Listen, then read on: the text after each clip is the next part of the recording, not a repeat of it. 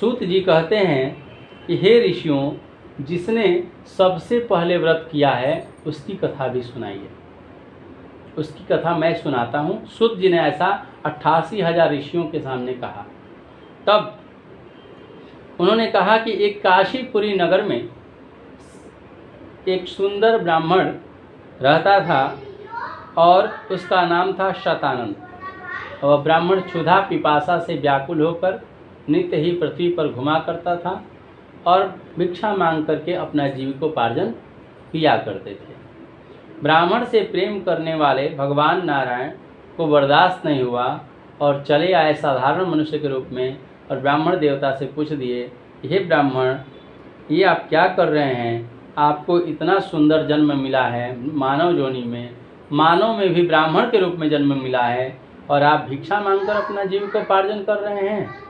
तब भगवान ने कहा, तो वो ब्राह्मण ने बोले कि हे भगवान, मैं अपने जीविकोपार्जन के लिए भिक्षा मांगता हूँ।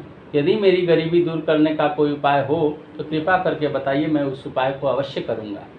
तब भगवान ने कहा कि हाँ साधा, आप श्री सत्यनारायण भगवान का व्रत पूरा करके अपनी गरीबी को दूर कर सकते हैं। और सारी विधि विधान बता करके भगवान अंतर्ध्यान हो गए। अब ये ब्राह्मण मन में सोचा कि कल सुबह होकर जो भी भिक्षा प्राप्त होगा, भिक्षा में धन प्राप्त होगा, उसी धन से मैं सत्यनारायण भगवान का पूजा करूंगा। ऐसा सोचते सोचते रात भर उसको नींद नहीं आई।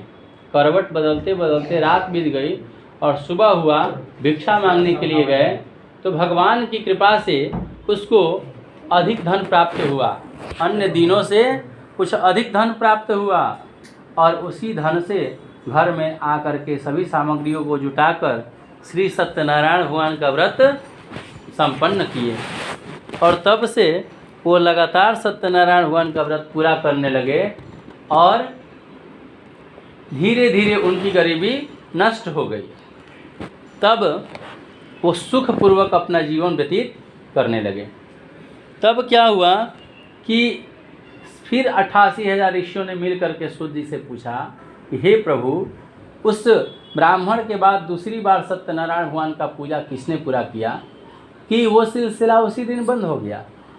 दूसरी बार जो किया उसके बारे में भी सुनने की हमारे हृदय में बहुत बड़ी श्रद्धा है, इसलिए आप कृपा करके हमें उस व्रत के बारे में बताइए, उस दूसरे व्यक्ति का नाम बताइए।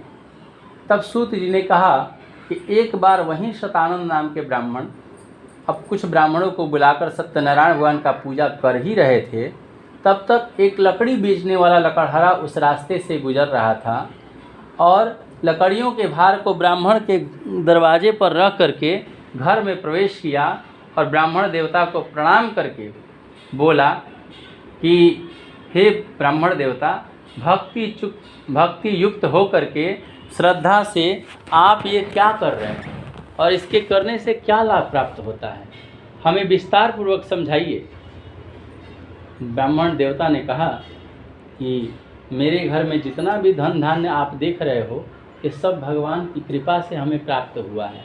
इसके पहले मैं गरीब था, भिखारी था और भिक्षा मांगकर जीविकोपार्जन करता था। किसी दिन भोजन मिलता था और किसी दिन नहीं मिलता था, और आज मैं संपन्न हूँ। तब भगवान इस तरह से कह के वो बैठ गया, कथा श्रवण करने लगा। और कथा श्रवण करते करते